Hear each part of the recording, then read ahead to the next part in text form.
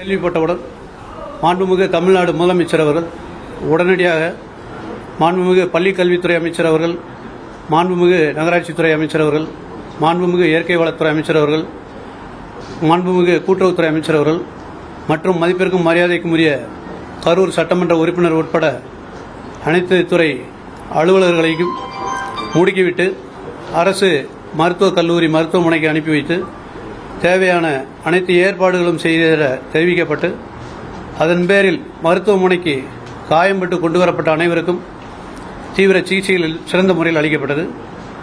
இருப்பினும் சம்பவ இடத்தில் இருந்து இறந்த நிலையில் 39 நபர்கள் கொண்டு வரப்பட்டனர்.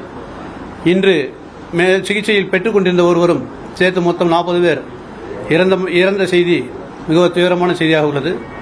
மாண்புமிகு தமிழக முதலமைச்சர் அவர்கள் இரவோடு இரவாக இந்த செய்திகளை கேள்விப்பட்டு இறந்த குடும்பங்களுக்கு நிவாரணமும் காயம்பட்டு சிகிச்சை பெற்று வருபவர்களுக்கு நிவாரணமும் அளித்துவிட்டு இரவோடு இரவாக திண்டுக்கல் மாவட்ட ஆட்சியர் மற்றும் திருச்சி மாவட்ட ஆட்சியர் அவர்களையும் இங்கு அனுப்பி வைத்துவிட்டு கரூர் மாவட்டத்திற்கு பல்வேறு மருத்துவ குழுக்களையும் சேலம், திருச்சி, திண்டுக்கல், நாமக்கல் போன்ற கோயம்புத்தூர் மற்றும் மதுரையிலிருந்து கிட்டத்தட்ட 114 டாக்டர்கள், 23 செவிலியர்கள் உட்பட அனைத்து குழுக்களையும் இங்கு அனுப்பி வைத்தார்கள்.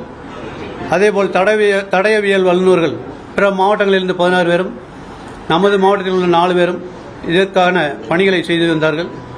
கரூர் அரசு மருத்துவக் கல்லூரி மருத்துவமனை மருத்துவர்கள் சுமார் 220 மற்றும் 115 செவிலியர்கள் உட்பட பல்வேறு மருத்துவம் மற்றும் மருத்துவம் சார்ந்த பணியாளர்களும் இந்த பணிகளில் ஈடுபட்டு வந்தனர் தீவிர சிகிச்சை அளிக்கிறதுக்கு. அவை போக தனியார் மருத்துவமனைகளிலும் நமது கரூர் மாவட்ட அரசு மருத்துவக் கல்லூரி மருத்துவமனையிலும் கிட்டத்தட்ட 110 நபர்கள் மருத்துவ சிகிச்சையை பெற்று வந்தனர். இந்த நிலையில் இறந்தவர்களுக்கு மாண்புமிகு தமிழ்நாடு முதலமைச்சர் அவர்கள் ரூபாய் 10 லட்சமும் சிகிச்சையில் உள்ளவர்களுக்கு ரூபாய் 1 லட்சமும் அளித்து நிவாரண நிதியாக அறிவிப்பு செய்துள்ளார்கள். மேலும் மாண்புமிகு முதலமைச்சர் அவர்களும் துணை முதலமைச்சர் அவர்களும் உடனடியாக இங்கு வருகை புரிந்து மருத்துவமனையில் சிகிச்சை பெறுபவர்களையும் அவர்களுக்கு உடன் இருப்பவர்களையும் பார்த்து ஆறுதல் அளித்து இறந்தவர்களுக்கு அஞ்சலியும் செலுத்தி சென்றார்கள். மாவட்ட நிர்வாகத்தின் சார்பாக நாமளும் இங்கு ஒரு கட்டுப்பாட்டு அறை திறக்கப்பட்டு யாருக்கேனும் ஏதேனும் உதவிகள் தேவைப்பட்டால் அந்த அறையில் தொடர்பு கொள்ள இங்கும் மருத்துவமனையில் கட்டுப்பாட்டு அறைகளும் உருவாக்கப்பட்டன. இவை தவிர நமது 39 நபர்களுக்கும் இறந்து போன ராத்திரியோடு ராத்திரியாக இறந்த 39 நபர்களுக்கும் மாண்புமிகு சுகாதாரத்துறை அமைச்சர்கள் மற்றும் மாண்புமிகு முதல்வர் அவர்களின் ஆணையின்படி உடனடியாக பிரேத பரிசோதனை செய்து அவர்களிடம் அனைத்து உறவினர்களிடம் அவைகள் ஒப்படைக்கப்பட்டன.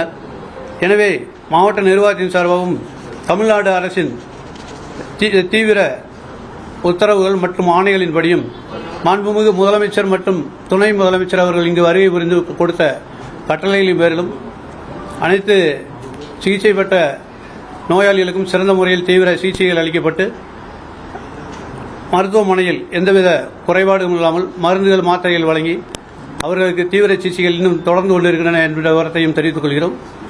எனவே நமது தமிழ்நாடு அரசு எடுத்த சிறப்பான இந்த சீரிய முயற்சியினால் பல்வேறு உயிர்கள் காப்பாற்றப்பட்டதும் மற்றும் இங்கு வருகை புரிந்த அனைத்து பயனாளிகள் மற்றும் நோயாளிகளுக்கு அவர்களுக்கு எங்கிருந்து என்ன மருந்து மாத்திரைகள் வேணுமோ அனைத்தும் வழங்கப்பட்டு சிகிச்சை முறைகள் சிறப்பாக நடைபெற்று வருகின்றன என்ற விவரத்தை மாவட்ட நிர்வாகத்தின் சார்பாக தெரிவித்துக் கொள்கிறது.